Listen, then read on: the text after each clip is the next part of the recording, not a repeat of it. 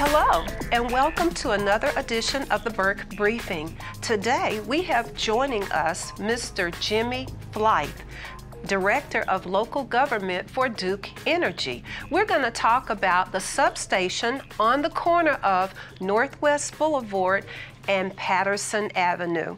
Hello, Mr. Flythe. How are you? Great. Glad to be here. Thanks for having me. Thank you for coming in to talk about the substation.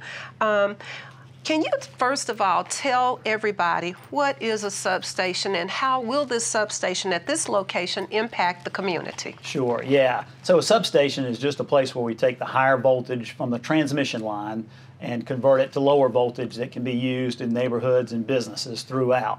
And the process we go through as cities, as we've all seen, there's been a lot of growth in the Winston-Salem area, and it's continuing to move north towards this location. So substations have a limited amount of capacity, so as the ones that are existing become overloaded, we've got to add more. And so we've got planning engineers that are looking down the road, because these take a long time, as you and I have been talking for quite a while about this one. It takes a long time to develop the process and get all the permits and the right-of-ways and the easements and all that sort of thing.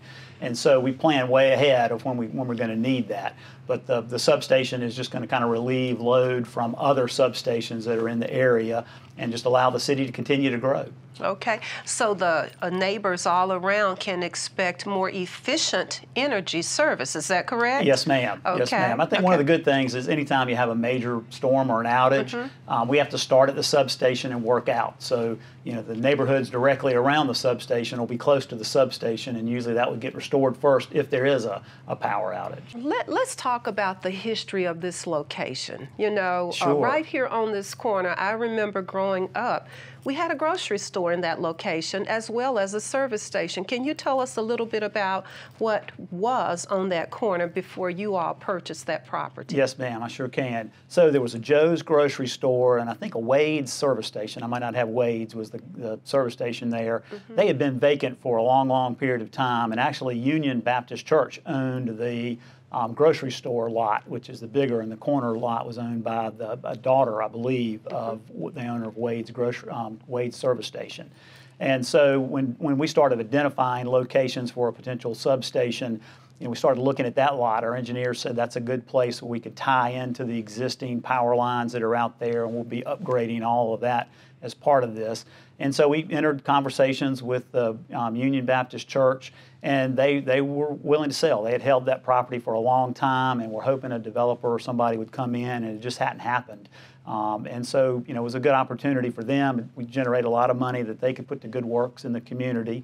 And then the daughter of Wade's, the owner of Wade's service station, also, you know, had no use for that property. It had been vacant for a while, and it was sad because I think it was a place a lot of people dumped trash and that sort of thing. And so we were able to purchase that. Duke Energy demolished both the old service station and the grocery store and cleaned up. There was actually a little bit of gasoline contamination from the buried tanks at the Wade's service station. So we remediated that and cleaned that up, and that's what you see now is just the graveled lot that'll eventually hold the substation, which will be transformers and some infrastructure and wires and that sort of thing as it ties into the existing substation. So it looks a lot better than it did, I think, right now, and it's going to look even better as we've discussed, and we'll talk a little bit more here in just a minute. Okay, so as you recall, about 2 years ago, I started speaking with you and Duke Energy about that specific location, Yes, and I had a concern about trying to make it look better, Yes, and of course, ultimately making it a safer location.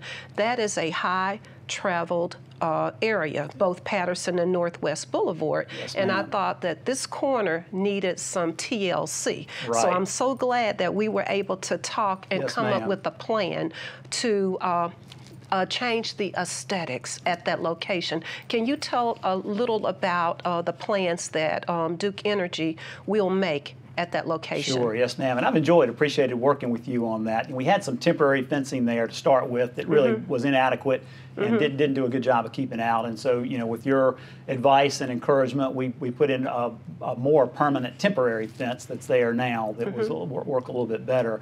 But as we talked, it's a high visibility area, and typically what Duke has done historically, if you ride around, you see substations there, chain link fences with barbed wire on the top for safety to keep folks out. And as we discussed, that just wasn't going to be adequate. No, I told you that would not be acceptable. We needed to take it to another level. Yes, ma'am. Yes. And so, we're kind of doing some cutting edge design there.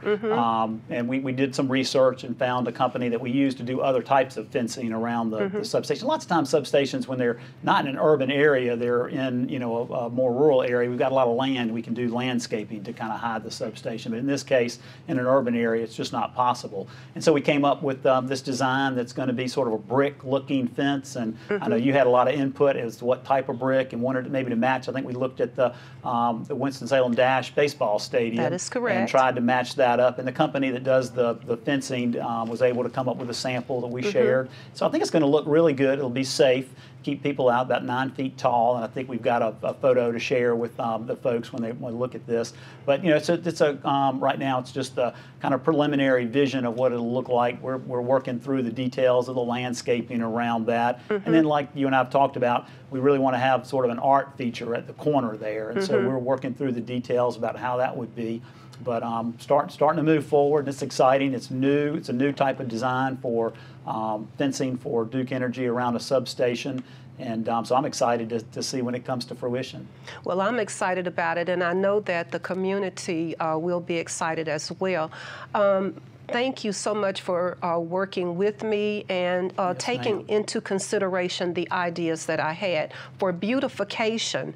So we will have, like you said, the brick look, fence that'll be about 9 feet tall. We will have lighting that will shine down. We will have some landscaping, and we will have some artwork, and we're going to be working with our Historic Resources Commission so that we can discuss what kind of artwork would best fit that location. Yes, ma'am. So I'm excited.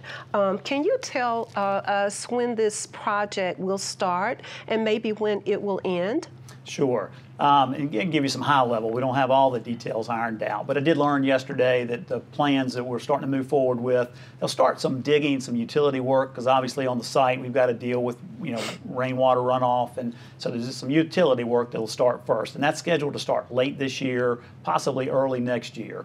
And as soon as that's finished, we'll start constructing the fence or the wall around the substation.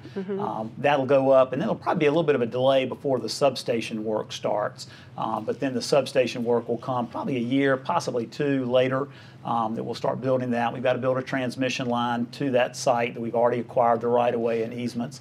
And so, you're probably still looking a couple of years down the road, but I think hopefully by next spring, you'll have at least the wall up and the lighting will be installed. We won't have power to turn the lights on until we build the substation, and we've got the power to connect a meter inside the substation that'll help us with our controls there, but it'll also power the lights around the fence. So that'll come at a little later date, but we're trying to move as quickly as we can with it.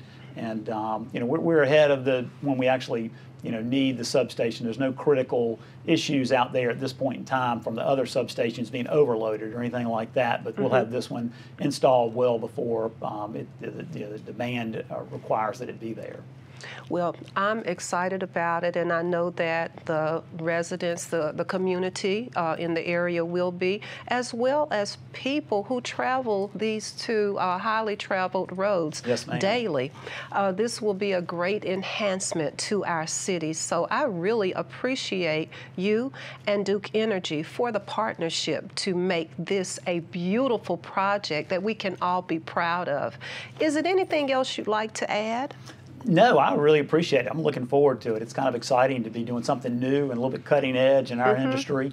We're doing a lot of work around the city and all over North Carolina with upgrading power lines and facilities, and so this will just be a sort of a hallmark yes. for that. And so we're looking forward to it. And we've had conversations with the city. I know the city's got plans to do some streetscape work in that area, and so we want to make sure what we do complements what the city has planned. So we're in conversation with city staff as well.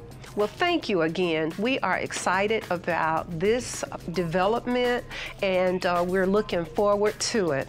And thank you for joining in for another Burke Briefing.